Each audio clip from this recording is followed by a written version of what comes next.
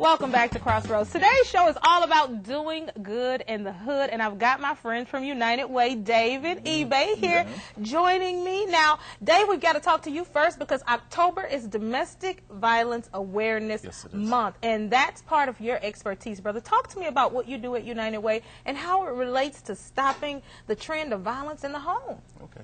I am what they call an impact manager at United Way, and I coordinate funding for United Way around the area of domestic violence. Basically, we're out trying to figure out what's the best way to end violence within our community, specifically family violence.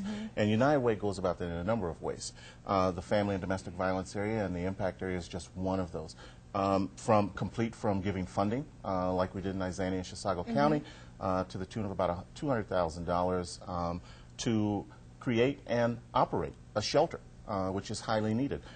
81% of all of the victims of domestic violence do not report one or more instances of that violence. Those numbers are higher in the Chisago-Isani area. That's one of the ways that United Way stepped forward in a community-identified need to impact something that would drive and make it drive down what's happening in violence in the community. Now, you're going to build this center, and what's your goal? What's your hope once it's complete and it's there as a permanent part of that community? What's the ultimate goal of having it there? Well, actually, it's already up and started. The goal is to provide services for people in that area. The closest shelter for victims of domestic and family violence is in the cities. It's 45 minutes away. Wow. What we know is that people will not access services if they are not close.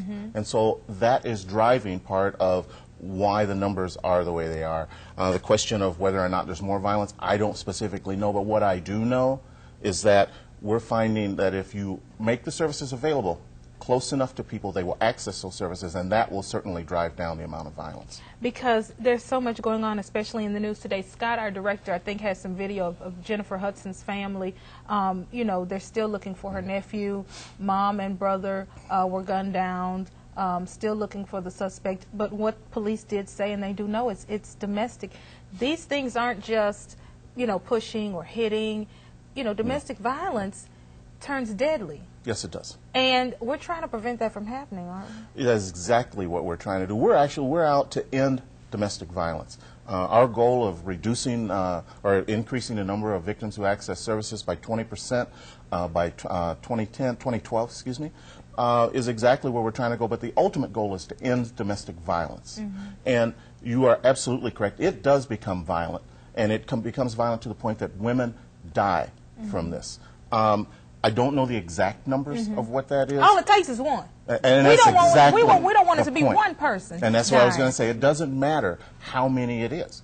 If there's one, and we see them constantly. When I talk to Chief Harrington in St. Paul, the first thing he tells me is that that is the #1 felony response crime that St. Paul PD responds to. Judge Burke in Hennepin County quoted that this is 1/4 of all of the felony responses within Hennepin County. If you're looking at something of this magnitude and you start to look at the impact across families and communities, this can become devastating.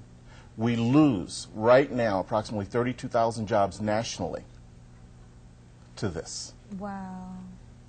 Employers, I don't know that employers understand the direct impact. We have a society right now that is under some really stressful economic times. And yet, if we're losing 15,000, 20,000 jobs to one thing, we're losing 32,000 to this. Wow. So how can we help? Because United Way does so much, and we can come to United Way, and you guys have so many programs. We don't have to try to find a shelter here or there. We can come right to you. How do we get to United Way? What do you have for us to help? Because I feel compelled to do something to stop it. This is one of the areas that United Way has where the donors who contribute, this is where their money is going. It's directly to impact this. People can write a check and give that directly to United Way. They can call 211. United Way 211. If you go online to unitedway.twincities.org, you'll find connections there. There are direct line phones for that. There are multiple ways that people can get involved and volunteer and assist at United Way to help end domestic violence.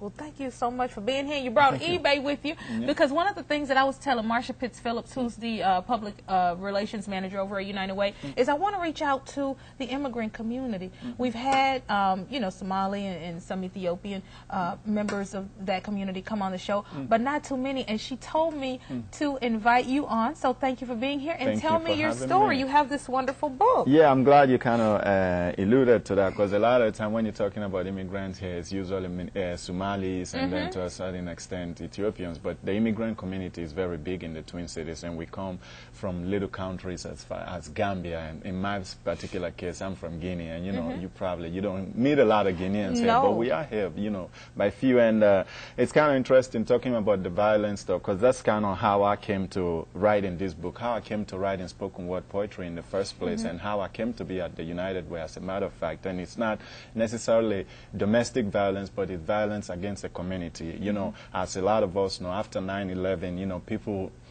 immigrants became the scapegoat, especially immigrants that are Muslim also, in my case, and a lot of Guinean case, we became the scapegoat. And I just took it upon myself to try to tell our story, because I believe that, you know, a lot of, you know, violence and things like that against immigrants come out of ignorance. When people don't know our stories, then they make up things in their head. So I felt like, you know, as a writer, maybe I should start sharing our stories with people. Hopefully they understand us a little bit. They can understand, you know, how we feel about America. Because, you know, not all of us want to fly planes into American buildings. We love it here and stuff. And along that line also, I just went out trying to look for something concrete that I can be part of in this community, and trying to tell those stories and helping bridge the link between the new Americans and the old Americans. And that's kind of how I came across United Way. And I have a degree in computer information systems, so they kind of put my degree to work, and at the same time allowing me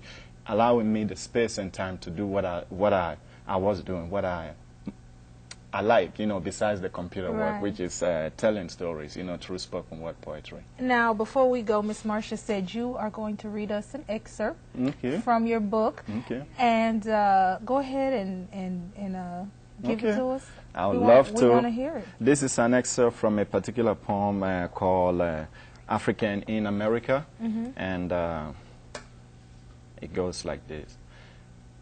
The African in America, I live in the middle of the Atlantic, dying to reach the Pacific, standing in the middle of sacred waters, eyes on America, hands lifting Africa up and mighty. I'm the face of two walls, two roads to a single manifestation, somewhere between rockets to the moon, camel across desert, where extreme poverty meets excess indulgence, humility, the flip side of flamboyance.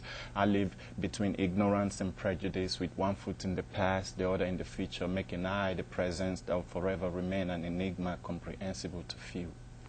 Wow. Wonderful. Thank you both. Fabulous. Remarkable gentlemen for being here. Thank you for having us. It's been thank the United Way for eBay and Dave and all the work that you guys are doing. And wow, you guys have impacted me so much this morning. Okay, I'm trying not to cry. I'm about to have an Oprah moment. Y'all stick around. We'll be back. Second Harvest Heartland is going to tell you how you can help out your community.